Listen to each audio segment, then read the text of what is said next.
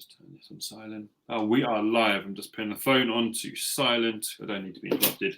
And knowing my dad, he will call me, as always, whenever I'm doing something like this. Yeah, you just reminded me. That's a great idea. I just know what my dad is like.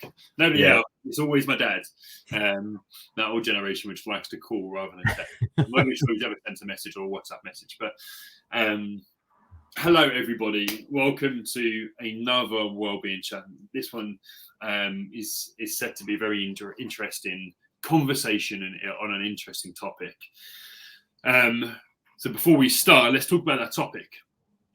So today's topic, we're going to look at masculine workplaces. We're going to look at the challenges that arise within masculine workplaces, the things we can do to improve and affect and change masculine workplaces if they need to be changed. And I'm here with Stephen Whitton, which is the founder and owner of Menable, which is an enterprise. What is it, Stephen? Is it a company? Is it a charity? Yeah, we're technically a company, but it's a social enterprise. Perfect. There you go. Social enterprise, which supports the automotive industry, which is obviously a very male-dominated industry. Before we get into the introduction for Steve, I'm just going to talk about some of the statistics I found, because I always like just to show the reason why we're having this conversation. And I found a couple of statistics talking about masculine workplaces, and it found that males between 18 to 34 felt more confident in making decisions by themselves and were less likely to collaborate on decisions compared to females. And also young men within that same range bracket were a win at all costs mentality compared to females, where they wanted to win as a team and a group. And you can see the effects that will have on a workplace. And then some of the serious statistics obviously they were serious, but statistics which we all know, male suicide is 70%.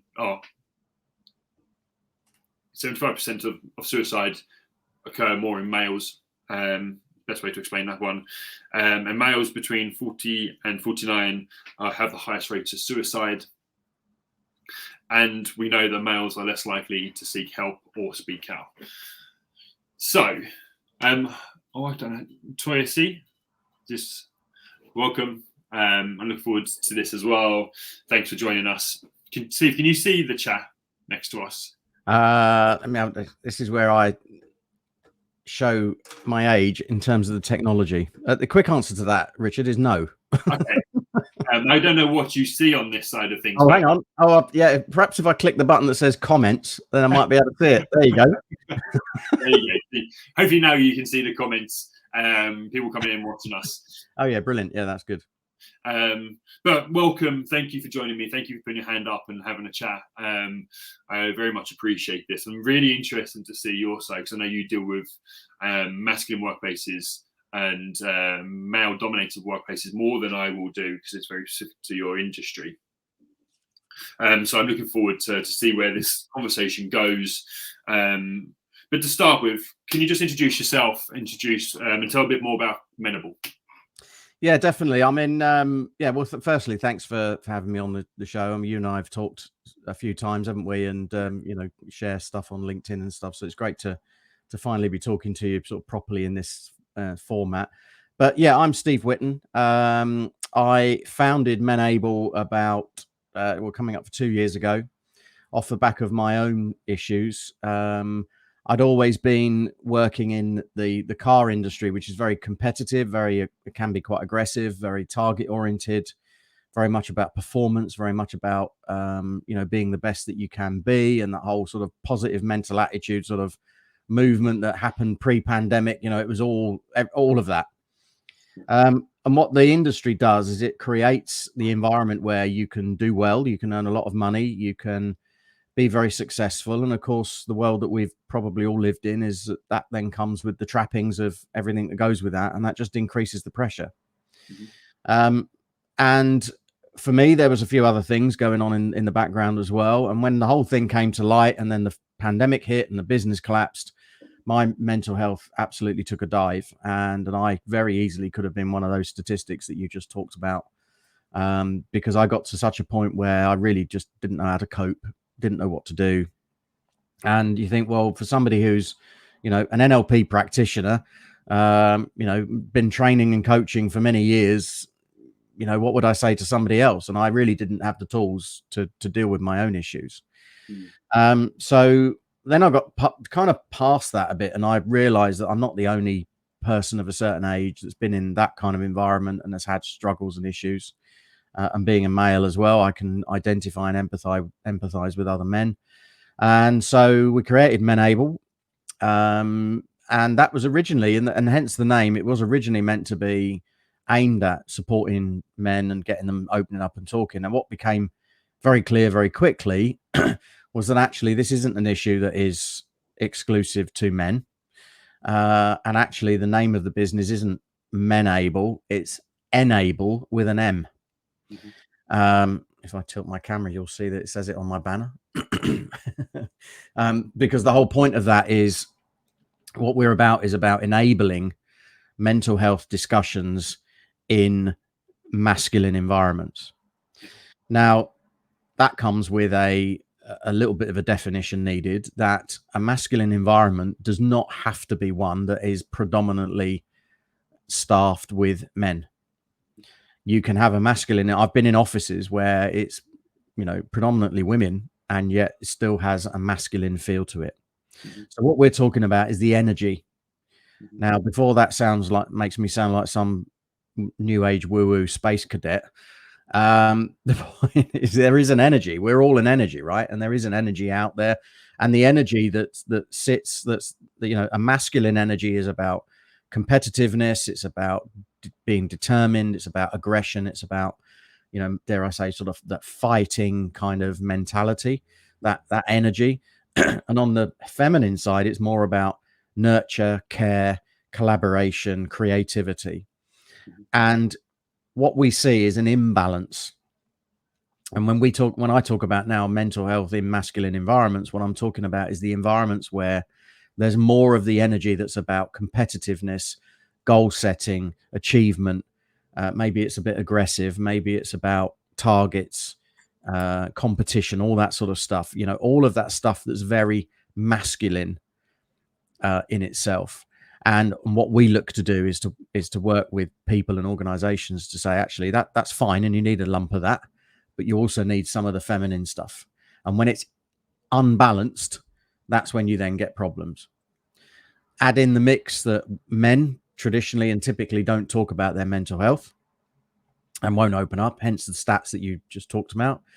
And throwing also in an industry like the car industry, which is a diagnostic and fix it business, what we have is a mentality of, well, if I can't fix it, why am I talking about it? So put all of that together, and hence why, you know, we're getting a little bit of traction, as you know, Richard, with Men Able, because we're sort of laser focused on masculine environments, male dominated environments, and anywhere where it's like, you know, the car industry, construction, anywhere like that. Yeah, I mean, as you said, there's a few bits there which I thought we're going to dive into a little bit deeper on. But I think before we do that, and share with me what you please and what you feel comfortable sharing, because we're obviously on a LinkedIn Live, but your story to get to where you are. You said you've done an NLP training, you've worked within the automotive industry, you've worked in very masculine workplaces. So it'd be interesting to hear your story to get to Menable, and some of the challenges you maybe come across and the things you really identify with now looking back at it. Yeah, and I mean, I'm going to start with forgive me if any of this isn't meant to trigger anyone. This isn't meant to set off any emotions, but obviously talking about this is the key to it. And we want to say stuff and help people with stories that resonate. Somebody said to me recently that actually they think the superpower that I have, as you know, I'm now doing more and more as a keynote speaker and stuff. And my superpower is, believe it or not, that I'm an ordinary bloke. You know, people would look at me and think, well, what's different about Steve? You know, he looks a certain way, dresses a certain way, acts, talks in a certain way, probably drives a certain type of car. And, you know, does certain types of things and has a typical, normal, ordinary life. Yeah. And I did completely. But what that was hiding was that the real me was somebody that when I was 14, and I know this is a public forum, and I'm at that stage now where it doesn't matter anymore. I'm you know, for me to promote psychological safety, I need to open up about this. From the age of 14, I knew that my sexuality was ambiguous. I was 14 in 1980, and that wasn't an era or a period then where it was okay to talk about stuff. And so I kept a lid on it, and I did what society expected, which was to find and marry the prettiest girl in the village, who absolutely was, who I adored and still adore and love with all my heart. And carried on having what on the face of it was an ordinary, normal life: kids, mortgage, cars, holidays, da-da-da-da-da. When the lid eventually came off 30 odd years later, she felt that her life had been devastated and destroyed, and that's something that which I will carry the pain of that forever, because that was not my intention. There was other stuff that went with it that I won't go into, but you know, and as a result, knowing that we were coming to the end of, you know, what was a beautiful life and a beautiful marriage and so on, that was what plunged my mental health down a pit. And I know it did the same for her, and it did the same for my family as well. But, and I don't mean to sound selfish, but the only thing I could do was to take care of me. You can't fix other people. You can't rescue other people. You can be there to empathize and understand. But in order to do that, I had to first concentrate on me. And a big part of that, as my now ex-wife often said to me, was that the only person that needs to accept you is you. And she was right. You know, she was absolutely right. And that's the journey that I've made and where I'm at now. And to some extent, creating Men Able was almost therapizing myself. But at the same time going, I know I'm not the only person that's had, you know, whether it's issues around whatever it might be, because it's not just sexuality, it's, you know, drink and drug addiction, it's gambling, it's, you know, all sorts of compulsive behaviors and bits and pieces that come out as a result of mental health issues being suppressed. Because it's, you know, as you know, it's all about emotions that are being suppressed, things that we're not releasing, things that we're not talking about. And it's like a boiling pot. Managing those without the skills or knowledge of how to. 100%. Yeah. And back actually linked to the point of what we're talking about the environment that we're working in. If that environment is not somewhere that's psychologically safe, you know, now it wasn't psychologically safe for me to talk about that in my own family before I left home and got married, you know, because it was the early 80s. It was just no way was it psychologically safe. I then found myself in a long-term marriage that then I created a lack of psychological safety. And I then worked in an environment where it definitely wasn't psychologically safe. And so, you know, put all of that together, and I look back on it now and I think the only thing I can do now is that, having got to that very lowest point, is think, right, well, I had two paths to choose. One was the path of hope, one was the path of despair.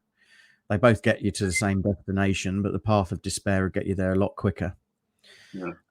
So I managed to, with help from friends and loved ones, is to find the path of hope, and created Men Able and said, look, you know, I've got to put my heart on my sleeve and practice what I preach and talk about what happened for me, and acknowledge and accept that I'm not only owning my truth, but I'm owning the fact that, you know, the stuff I divulged, on the face of it, you know, destroyed the lives of other people. I mean, that's their reaction. I can't take any responsibility for that, other than say I do obviously live with the pain of that every day. And, you know, it's not where I wanted to be. But in the meantime, what I'm now doing is I'm purpose driven, and I'm hopeful. Yeah, of look, let's draw a line under that. You know, it's and let's get men in particular, but not just men, but anyone working in an environment where the masculine, the unbalance, or the imbalance of masculine energy means that it's not psychologically safe to step forward and talk about your issues or your concerns or your worries or things that are holding you back. Yeah. Thank you. First off, thank you for sharing. As you said at the very beginning, sharing stories can sometimes open up for other people their thoughts and help them understand their emotions. You've obviously touched on a few kind of key points here, and I think we have over the last 30 years. Apparently, you can't hear me. Can you hear me, Stephen? I can hear you. Yeah. Natalie, can you hear Stephen? Hopefully, they can respond in a second. I hope so. Yeah. Repeat all that again. Yeah. Oh, phew. Okay. Okay. Well, let us know if there's any issues, Natalie. I've just received a message on let me check something else as well quickly. I got a LinkedIn message as well, so I'm not sure if that's the same thing.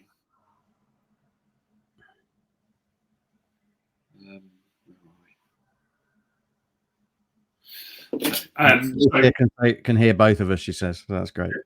Okay, brilliant. Sorry, well, I'm sidetracked now. And that over the last 30 years, it's been this journey to get to where we were. The cultures and generations weren't ready for this at that stage. But as we are beginning to talk about this more, I feel the workplaces are becoming a bit more psychologically safe. We are feeling more open to talking about this, and hopefully this is making a big difference for a lot of people. I definitely hope so. I think we've got a long way to go. Just before we came on air, we were talking about my trip to London yesterday. I've met with an organisation called Driving Pride, who are similar to Men Able. We're about mental health in masculine environments, predominantly like the car industry, which is where we started. And they're about driving the LGBTQ plus message within that sector as well, because that's, again, another big challenge for us. It's another thread of the whole, being in that community isn't a mental health issue in itself, but, like my situation, the anxiety and the stress that it causes if you don't feel safe enough to talk openly about it definitely is a mental health issue. Right. Now with me and the bit that, again, I don't mean to trigger anyone, but, on 2 occasions in that period, I got to the point where everything, and it wasn't just that side of me, it was all the stresses and strains of, managing mortgages and debts and, life in general, put all of that into a big melting pot. And I genuinely, on 2 occasions, got to the point where I was stood on a platform thinking that oncoming fast moving train is far more appealing than having to deal with this stuff. And on the second occasion, my very, very good friend happened to ring me just at that moment that thought popped into my head, and just said, now she's a very spiritual person, and she said she'd got a tap on the shoulder to say, give Steve a ring. And we still talk about that to this day, and that's the sort of stuff that drives me to go, wow, change. There needs to be change. There needs to be something that we're doing, and at the very heart of that, let's start talking. Let's get people opening up to this stuff. Yeah, and then this is why, for me, I like these conversations, because it does help people understand that. And I think there's been so many nails on the head and bits which we can discuss a bit more, but the financial element of this, and so I've got a friend which worked in Samaritans and did some of the work there, and that statistic behind males between 40 and 49 having the highest rate of suicide, and then learning from him that the people which between those, the males which called at that age groups were wanting to speak about financial support, financial well-being, financial security, and you can see how that link, and as you were saying, is when you have family, you have responsibilities, you have things to do, and then something like that happens, and then you have to financially be in a safe place, and you can see why that link between males committing suicide of between 40 and 49, and financial well-being being a big element of that, or financial crisis being a big element of that. And I think we need to begin to open up that conversation, and the conversation about actually what the power of talking out does, and reaching out for support in that period of time if a financial crisis does hit you, because we know that, and then being able to be aware of that as well. Yeah. And of course, we're being told that we've got one coming. You know, we've got a financial situation on its way with the cost of living increases, and we're all probably seeing that. You know, and if you take our industry, for example, you know, the mechanics and the people that work in those sorts of environments are not always the best paid. And it's very easy for them to think, well, is this the career that I really want? Because I could go and do something a lot less stressful and a lot less messy and earn a little bit more money. Or they have their heads turned because, you know, a garage up the road is offering them 50p an hour more. Yeah. Now, you know, when you are, you know, struggling with your finances and you've got a young family to feed and all the rest of it, that's the sort of stuff that makes a difference. And if you're stressed and struggling and you've got anxieties and other issues going on as well as that, you know, you certainly can start to think, wow, yeah, totally get why, you know, we've got people in those situations. And sometimes, you know, without talking about it, as I found, you know, it is easy to get to the point where you think, you know, for me, or for the individual, there is an easy way out. Yeah. And this is where the education comes into it, right? 100%. And you always get back to education. And I feel sure Toyosi, you've written a quick question in here, and we'll kind of come back to this element of it always comes down to our education. It always comes down to, once we know how to do something, we can implement it a bit better. Mm-hmm. And when it comes down to financial well-being, it's understanding the situation we're in, how we can best do that. And it's the things you don't get taught to school. And so how do we best look after that situation? How do we best learn to talk out? How do we best learn to deal with our emotions? And these things are the things which we'll probably discuss in a bit more detail over the next 20 to 25 minutes. But thanks for sharing that story. I'm going to ask a couple of questions to look at the automotive industry in a bit more detail, and kind of come up with this, open up the challenges which they're facing and the things you're looking at. So my first question to you is, what's the biggest challenge or the challenges that you're seeing within masculine workplaces? Well, the first thing that comes to mind is culture. Yeah. You know, the culture of it's all about results. It's all about goals, targets, performance. I mean, I was just looking at Toyosi's comment there about, you know, should we make mental health well-being checks mandatory? Now, you know, we do well-being check-ins for some of our member clients. And we pondered that question a lot and came to the conclusion, no, don't make it mandatory, because unfortunately the culture within our business is that people will think anything like that is related to their performance. Yeah. And we're not at the stage yet where culture is defined enough that people can go, no, this is genuinely about me. It's not about how many cars I sold last week or how many hours I sold or how much money I took. I think my answer to that question for Toyosi is one, and you hit the nail on the head. The reason why I'm jumping in now, sorry, is you said culture. Once you've created a culture where people are encouraged and feel able, psychologically safe to do and use EAPs, the services you provide, health insurance, all that kind of stuff, when they feel safe enough and allowed and encouraged to do that, they will use it. Focus on the culture within the company and the environment. Once that's at its peak, you'll see the engagement of the things you do increase. Yeah. I mean, you know, from the word go for us, you know, with Menable, we don't an employee assistance program. You know, we provide some of the stuff that Toyosi's talking about there, but our starting point is we talk to the CEO, and the conversation is then the minute you fob us off to another department, typically HR, it's conversation over. Because, you know, yes, that they are the great people area and they should heavily be involved, but it's not their responsibility. It's not purely their job to drive this. It's yours. Yeah. As the CEO, as the MD, and that's frightened some away. Yeah. Which in itself says to us, well, yeah, we still have a bit of an issue with culture then. That that needs to be addressed, and that's the culture is let's be more empathic, let's be more caring, let's be more nurturing, and accept that yes, we've got goals, but actually if you put that in the context of having a very clear purpose, very clear communication within a business, ironically those goals and targets get achieved.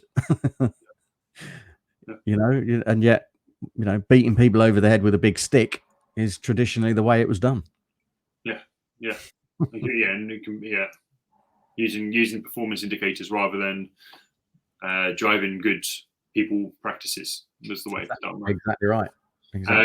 So let's go back to that challenges. So within the culture, what's been the challenge? Because obviously culture hits a few different things, right? So what's the cultural challenges? I think it's ingrained attitudes, beliefs. I also think, and don't get me wrong, I'm not criticizing it. I'm making observations based on my own experience. But I think as an industry, and I'm sure other industries have done this, we've done a lot of promoting for confidence, not competence. So, I've got half a dozen O levels, and I rose through the ranks from car salesman to executive director and run my own business and did very well. Thank you very much. Where else would you be able to do that? Had I taken a career in a bank, I probably would have needed to get a degree at some point and go through some structured career progression. Yet in our industry, we have this, legacy of promoting for confidence, the person who can most confidently go, I'm going to achieve your results for you. Doesn't necessarily always then equate to the person that's got the competence to have the empathy and the understanding to be able to enlist willing followers in the way that proper leadership is about. And that was going to be my point there, was how people in industries are great technicians. We do the jobs really well. Does that mean we should be getting promoted to managers without being taught what being a manager and a good leader is? So we're saying for us people to consider, and we'll obviously go back to the things how we help is think about what you're doing to support your managers and how you're creating the best leaders. So carry on. Sorry, I interrupted. No, that's exactly right. I mean, we've just signed up a management development program for a dealer group, that are being quite progressive, and they've recognized that because they've been growing, they've got a lot of relatively newly promoted managers, a year or two. And they've not had the kind of leadership training that they need, not that's fit for purpose in the changing world that we're in. They've had all the sort of process stuff and the stuff around, behaviors and all of that, but actually putting it into practice and doing something that's relevant for their business, whilst keeping one eye on the fact that, how I would manage you is different to how I would manage someone else, because that's about getting to know you and understand, and one of my favorite phrases is don't treat people the way you want to be treated, treat people the way they want to be treated. And that's about understanding and empathizing and listening and appreciating that, all of the different strands that come with different people that we work with. Yeah. And it's not an easy skill to have. And that takes time and takes practice, and education comes back to education, the key term there, and putting the time into making, because once you do that, once you created a good manager, you've created a good team. The team's going to thrive out of that. Yeah. And it always goes back to the saying, people don't leave companies, they leave managers. So if you're seeing a big turnover rate, maybe begin to assess some of these things as well. Yeah, and I'm sure you can ask anyone, say, can you remember in your career, who were the best people you worked for? And they'll invariably have one or two names that they stood out as role models. But for most people, they can actually reel off a list of names of people that they didn't. They didn't have such a great. I was going to say somebody else then, but they didn't have a.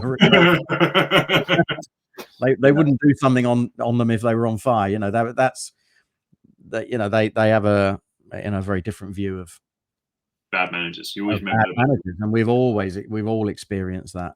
Yeah, for sure. So we've looked at some of these challenges. I know that we could probably chat for hours on challenges within the cultural piece and different elements. But what effects are you seeing that's having on our people and the people in the industry. What having? Sorry, the challenges, the effects of the poor culture. Are you seeing anything specific? Yeah, definitely. I mean, what we're seeing is people feeling, and I mean, these are sweeping generalizations, right? These are not the entire industry. I don't want everyone to go, oh my God, I never want to go near the car industry again, because there are some great examples of stuff that's going on. And, I'm just laser focused on the motor industry. But I'm sure and I hear this is stuff happens elsewhere. And we've got rail strikes going on in this country at the moment, haven't we? And some of that is a similar sort of set of issues. But what we've got is, invariably people who don't feel valued, they don't feel included, they don't feel part of something. They've got no idea what the purpose of the business is other than to make somebody or a set of shareholders more money. And as a result, they don't feel acknowledged or a part of something. And we talk about the Great Resignation a lot, and actually, we're seeing a lot of that in the car industry. But actually, it's not just the resignation; it's a realization. Yeah. Because if the working practices of a business like ours is that, a typical car salesperson would probably work anywhere between 40 and 60 hours a week. The basic wage is normally low-ish, not in every case, but low-ish, with then commission, and that commission is boosted by some of the extra products. And a lot of people are through the pandemic are starting to think, do I really need to work in that kind of environment to earn that sort of money? Yeah. When I can go and do something a lot less stressful and be home at 4 o'clock in the afternoon and not work weekends. Yeah, I think that's the first time I've heard that, the great realization. I like that. It's what COVID's done, right? It's given people an opportunity to reflect and realize what they're trying to achieve and what they want their lives to look like. And for a lot of people, working too many hours, selling their soul to the industry isn't what they're trying to do. No, absolutely. And that, again, that's not just unique to the car industry. There's lots and lots of other people in very stressful environments who are thinking the same. And I think that's what we're starting to see, is this kind of gradual move around. And that you take that into the younger generations as well. Now, I know I'm a fair bit older than you, Richard, but, for my generation, this whole thing about mental health and well-being, to some extent, at first was seen as a bit of a buzzword. But for the younger generations coming out of school now and going into the workplace, that's an expectation.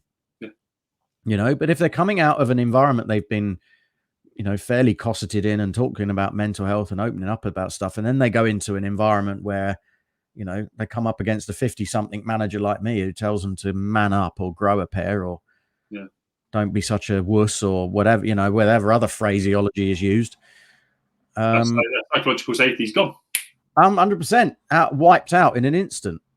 Yeah. So, oh, by the way, boss, I was going to tell you that I'm gay or I'm in debt or my mum's ill or whatever. It's just forget it. It's never ever going to hide with that, and that's just going to eat away. And then that person's gone. That good talent's gone.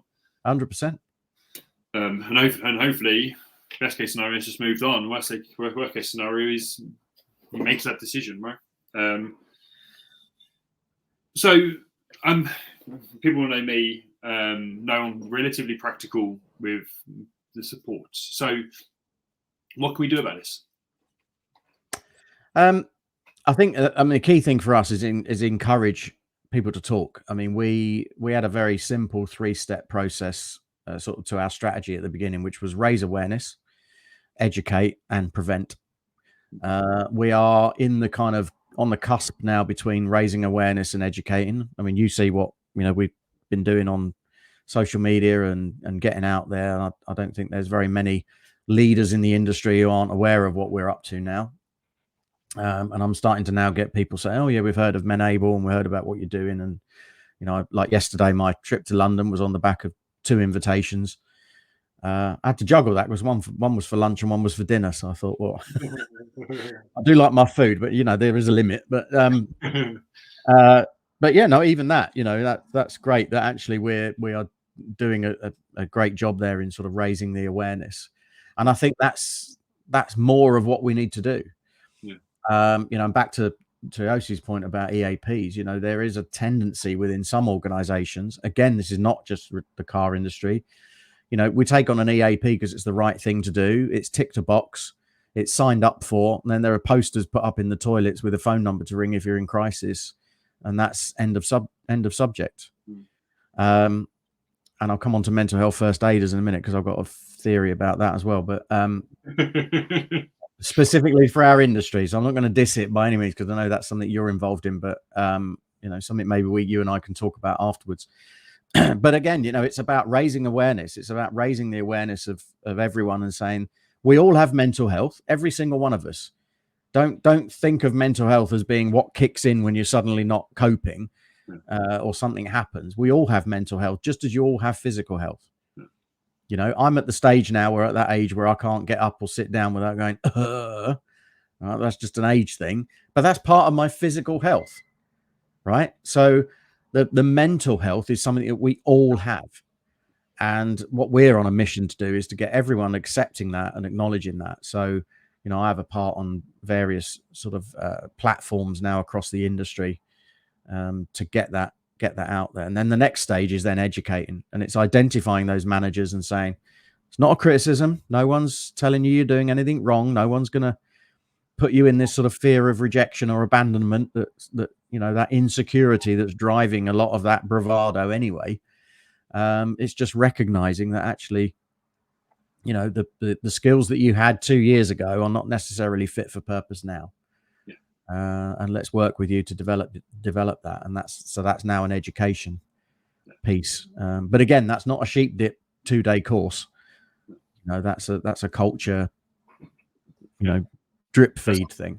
Yeah, that's a time. And I have these conversations all the time with companies I'm speaking to. Is we can provide education and how we can look after ourselves and what we can do, but the cultural piece takes time. It doesn't happen overnight. It takes constant work to create a culture, and and even once you've created a good culture, then it's constant work to keep that culture. Because it's easier to destroy a culture than it is to build one. So it takes time to build. And I think you've hit nails on the head there with all of your kind of advice about raising awareness, educating people, and then allowing and helping people to do those things, right? And then you hit those 3 things and empowering people to go and to achieve what they're trying to achieve, follow their values, follow their purposes, look after themselves, making sure that they're healthy and well, and understanding what mental health means and what physical health means and what optimal means for all of those, and where you want to go is key. And for a lot of us, we don't think about that, especially for the young people there. I think it's just very driven on want to make more money, want to succeed. We don't reflect so often on what's really important to us. And I think COVID gave us the opportunity, and now we're running with this. And I think we need to continue running with this. Yeah. And I mean, I stepped out of the car industry for a few hours a few weeks ago, and I went along to a meeting that I was invited to. And it was a very, very young, vibrant company. They're actually a software as a service business. Targets off the clock. And all of the people, and actually probably 75% of their workforce is female.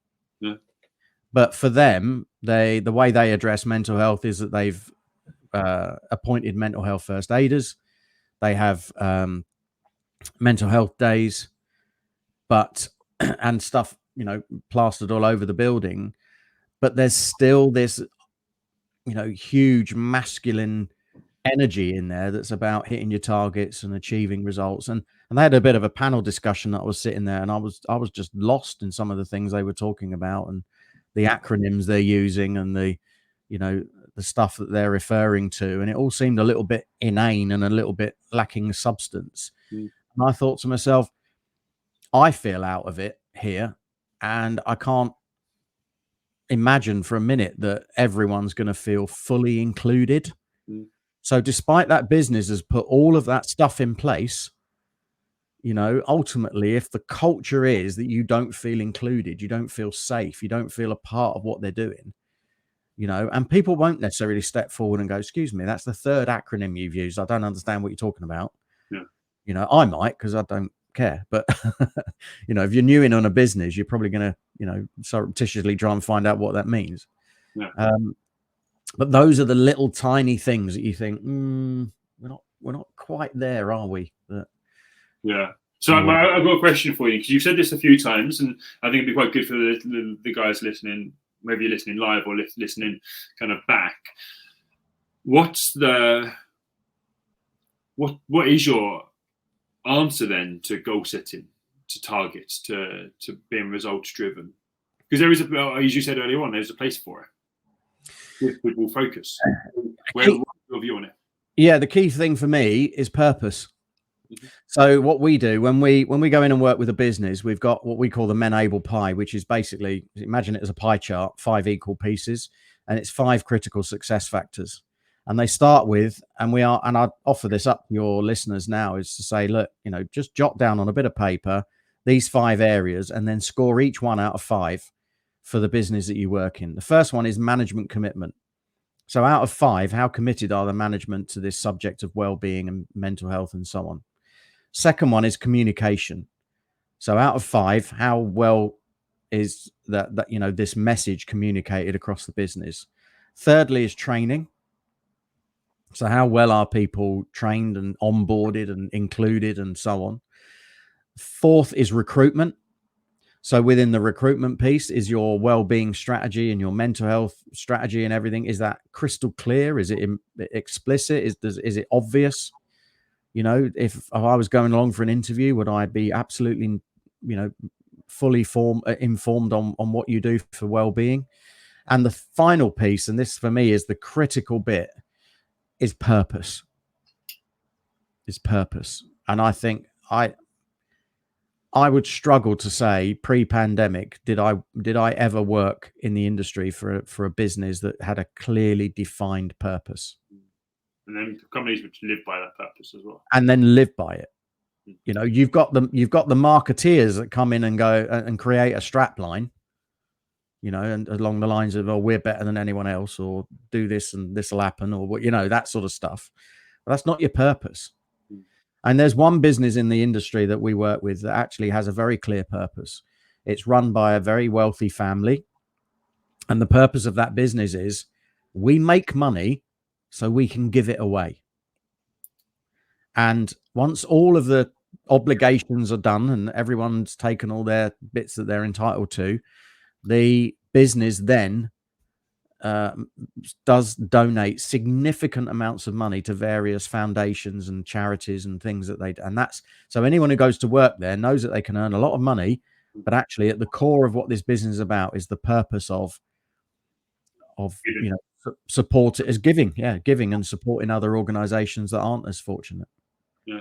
You know, now that for me, that may not sit well with everyone, but that for me is like, oh my God, I want to work for a business like that. I don't want to work for a business that, one, doesn't define its purpose, and two, actually the purpose is to increase the profits for the shareholders every year. Because what does that mean for me culture wise? Because if I'm going to do that, that's just a job, right? I'm not a part of something. That's just a job. And if I'm realizing that I'm just going to go and do a job, I might as well go and drive a van for Sainsbury's. And I think for some people that's okay.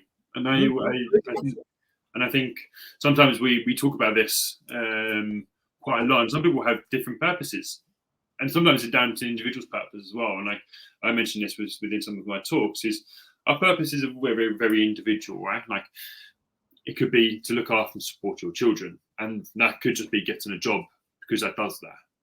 It could be have a job that supports my lifestyle outside of my job.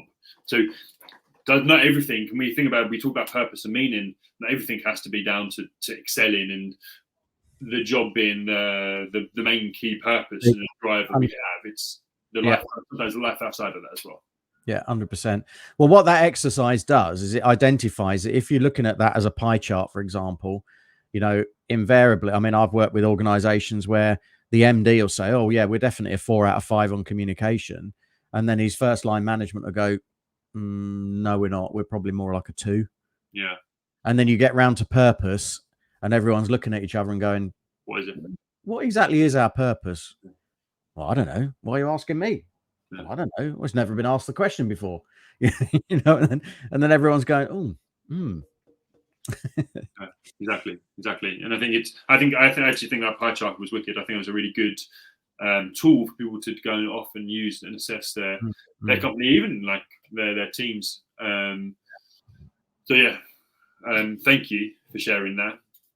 We've come to like near the end of our chat. I'd like to keep these 45 minutes ish, and so I've got 2 questions for you to finish on. Okay, I'll keep it brief. I'll keep them brief. And the first question is, what's the very first thing a company can do, apart from obviously contact either me or you? I like what you did there, Richard. Yeah, nice one. Exactly, the little plug. Apart from contact me or you to help them, what's the first thing they can do internally to improve their well-being and their mental health? Yeah, I mean, that's a very simple one for us. The first thing we do is what we call a C-suite workshop. So it goes back to the CEO being the ultimately the responsible for this. We get all of the C-suite together, and we have a very open and honest conversation. Not a critical one, not criticizing anyone, not saying you're doing it wrong or anything like that. Get the senior team together and go, right, you tell us what you think it's like, and what you're looking to achieve. What is the purpose? What's the goals? All that sort of stuff. Yeah. That's the starting point for us. Yeah, okay. That's a really good one. What about? So would you recommend doing that even if it wasn't with Menable? Is that something you get the company to do as a whole? Oh yeah, 100%. Yeah. Because quite a lot of the coaching that I end up doing is to senior execs who openly say, just because I'm the chief operating officer doesn't mean that I'm immune to the same stresses and strains and anxieties as everyone else. Yeah, for sure. Brilliant. Thank you. And then the one everybody always struggles with for some reason, your 3 take-homes. What's the 3 bits of advice you're going to give? Well, indeed. Well, first one, there's another little tool that I would suggest. And this is a great car analogy, right? If you've got a car, you're a driver, obviously, you've got a car. Chances are you've got 2 dials in front of you, one of which is a rev counter. When your engine is running at its optimum and its effectiveness, when you're driving along, it's normally between 1.5 and 2,500 revs. So imagine your scales out of 10. You increase the pressure, those revs go up. When you get to the red zone, there's a reason why it's the red zone, and that's because that's not good for your engine. And it doesn't matter how well lubricated or looked after it is, that engine ain't going to continue revving at that zone for long before something happens. So we use that analogy, and I'd like to share that with everyone and say, instead of saying to your colleagues, and we obviously have to explain it first, instead of saying, how are you, which is going to get the traditional, oh, I'm fine, yeah, I'm all right, it's not me, it's everyone else kind of response, is to actually say, where are you revving today? Because it will then start a conversation, and people often will say, oh, I'm about a 4, I'm a 5. Oh, really? Oh, do you want to talk to me about that? Yeah. That takes me to the next bit, which is that we have a very simple ethos, which is shoulder to shoulder. We haven't talked about this. I'm going to say something that might be a bit controversial. Every single person on the planet who's capable of communicating is qualified to talk about mental health, because we all have it. You might not be qualified to provide solutions or a fix or make recommendations, but I'm as qualified as anyone to talk to anyone about mental health. I'm qualified to listen. I'm qualified to empathize, and I'm qualified to understand. I'm not qualified to say you need to go and do this or you should do that or whatever. So I would hold off at that point. And the way that I get to that place is to encourage people to have this sort of shoulder to shoulder approach. So don't come and sit in an office and, let's get the box of tissues out. Let's work side by side and have an open and honest conversation. And for me, that would be 2 mechanics, for example, changing a set of brake pads. They're gonna naturally help each other if one's struggling. So that's a great time to say, hey, where are you revving today, mate? What's going on for you? Oh, well, and then you get that conversation. And the final one, which is a very personal one, is own your truth. Own your truth. It took me 53 years to get to that. And destroying the life that I had previously as a result. But it's the only way forward is to own your truth. And now I'm at this point where, as an ordinary guy, I'm challenging stereotypes. because there's stuff about me that I've revealed that people won't necessarily know. But own it. Don't hide it. Don't suppress it. And because when we do, the key phrase that I use is that when fear is running the show, love is suppressed. Yeah, I think. Thank you for those three. I really connect and resonate with the shoulder to shoulder, and in masculine environments and in male dominated environments, taking that message of it doesn't need to be a meeting for your mental health. It can be just a chat and a listen. Exactly. Is powerful. And I will say again, I will not share my poor mental health with someone I don't know. I will more likely share somebody I'm in battle with, because I'm in battle with them, because that's just the way we are built, right? As men, as masculine people with that mindset. But part of my community, part of my tribe, I will share with, because I feel comfortable. You have to create that environment, going shoulder to shoulder with somebody. Yeah. I really resonated with that. So thank you for sharing that. And owning your truth is, I think, also very relevant. You can't hide it behind a screen and hiding behind a facade isn't going to be healthy for you and your thoughts, because you'll be in your thoughts more than you are out. Oh yeah, and our thoughts are probably the most dangerous. Our worst enemy is what we say to ourselves. Exactly. No one can say or do anything to me that's worse than what I can say or do to myself. Exactly. Thank you, Stephen, for joining me. If anybody wants to reach out to you, where do they do that? Well, I'm all over LinkedIn. You can find me as Stephen J. Whitton. Yep. I don't know why I stuck the J in there, but it does work when you get these unsolicited in-mail messages, because it's pretty obvious to spot them. So that I can little tip there as well. So Stephen J. Whitton, I'm on LinkedIn. The Menable website is menable.org. And we've also got a rather neat online community that is typically for the automotive industry, but it's open to anyone, and that's at menable-me.com. Wicked. Thank you. And if you want to have a chat with me, you guys know, obviously you guys are on my page at the moment, so just click on that link or chat to me and reach out. I'm always open to have a conversation to see how we can help, and if it's a conversation to have an introduction to Stephen, we can do that as well. Thank you for joining me again. We've got another chat on Thursday, the 11th of August, talking about tech and the problems of tech, or how to come around tech within wellbeing. So I look forward to seeing you all again at some point soon. Any questions, just reach out. But thank you lastly once again. All right, guys, take care.